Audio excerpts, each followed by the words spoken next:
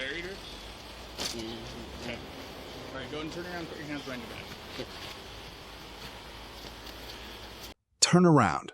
Put your hands behind your back. That's how this ends. But I need you to hear how it starts.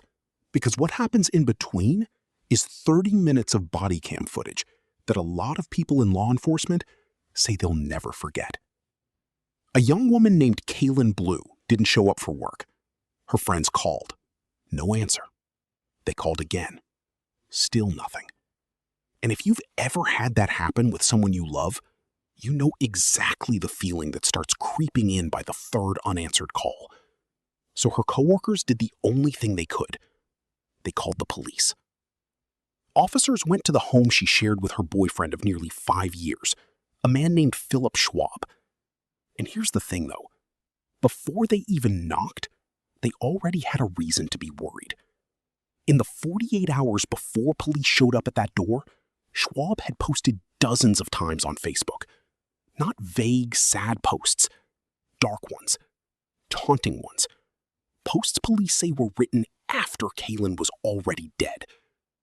I'm not going to read you every line because some of them are genuinely disturbing.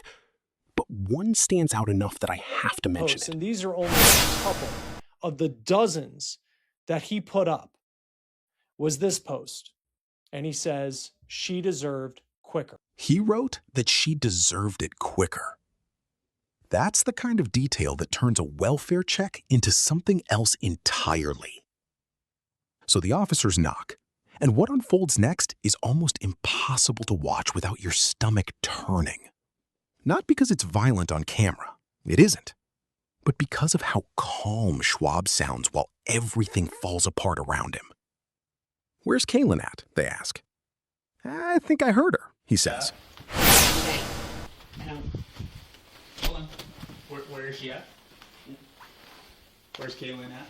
I think there's something. I think that I heard her. You think you heard her? I don't remember. You think you heard her. I don't remember. That kind of answer, over and over, for half an hour.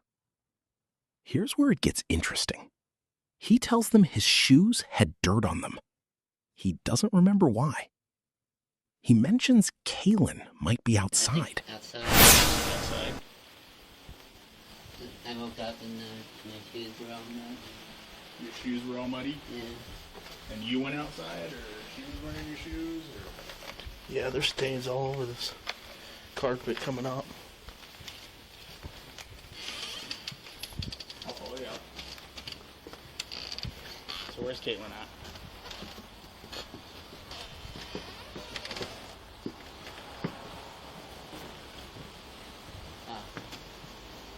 Is she in there? She's in the ground? Then he says, she's in the ground. Just like that. Officers look toward the backyard, and from where they're standing, they can already see it. A shallow grave. I need to slow down for a second here, because I don't say this lightly. In 13 years of covering cases like this, I don't think I've heard a confession unfold quite like this one. Not dramatic, not tearful, almost detached. Kayla? Kaylin, how do you think you hurt her?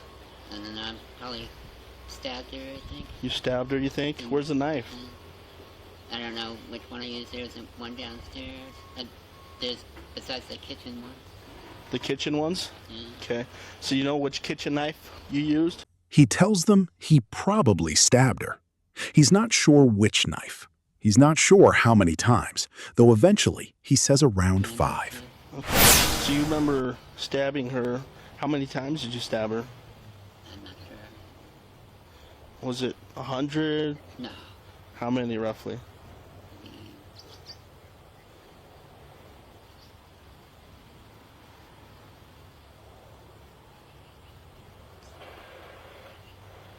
Five? 5 times? He describes where it happened, downstairs, in the bedroom they shared. And through all of it, you can hear wind chimes in the background of the body cam audio, just quietly clinking, while a man describes killing the woman he lived with. And then there's this detail that police mention almost as an aside. but it matters. They ask if there are any animals in the home. There weren't. Not anymore.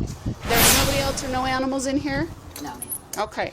The last line about there being no animals in the home is actually very important because police also say that Philip stabbed the 2 dogs inside the house to death on the same night that he killed Kaylin. Schwab had killed both of their dogs that same night. Philip Schwab was charged with first-degree murder. And here's what I think a lot of people miss about cases like this. Everyone wants a clean villain, someone who looks evil, someone whose motive makes sense the second you hear it. This case never gave anyone that. At sentencing, even the judge said it plainly. It was a horrific crime. It was shocking in its wantonness. And really, the court hasn't been able to. This was a horrific crime that was shocking in its wantonness. And after everything, the court still couldn't find a reason why. That's the part that sits with me. We like our true crime stories to have an answer at the end, a motive that clicks into place. This one doesn't. Schwab's own defense attorney stood up in court and admitted his client had never shown violence in 35 years. Talked about a man who'd been overlooked and struggled quietly with mental health for most of his life. None of that explains what happened in that basement bedroom. It just adds more weight to a question nobody in that courtroom could answer. Kaylin's brother gave a victim impact statement that I think about more than most I've read for this channel. He talked about the version of Philip he thought he knew before all this, someone he'd spent time with, someone who talked about wanting to be a better person. And then he talked about his sister, loving, compassionate. Your Honor, Kaylin was terrified of anything in her skin, from needles to knives. She was so terrified of having anything sharp touch her skin that even at the age of 33, she did not even have her ears pierced. Philip was very aware of this and still chose to end her life in a way that was beyond. Radiant. Someone who was so afraid of anything sharp touching her skin that she'd never even gotten her ears pierced at 33 years old. Philip knew that about her. He knew it, and it happened anyway.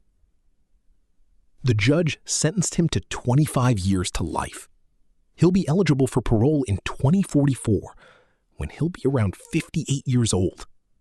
Kaylin will never get any of those years back, and neither will the family, who spent every day since trying to make sense of something the court itself admitted made no sense at all. I keep coming back to that line from the judge. As a prosecutor and as a judge, I've seen a lot of crimes and have handled lots of cases. This one makes no sense. Frankly, I've seen a lot of crimes, and this one makes no sense. Because that's the uncomfortable truth sitting underneath this entire story. Sometimes there isn't a clean explanation.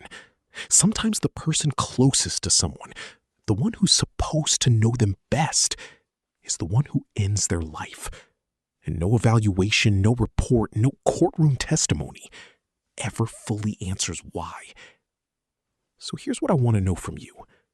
When there's no motive, no clear reason, nothing that makes it make sense, how do you think a family is supposed to find peace with that?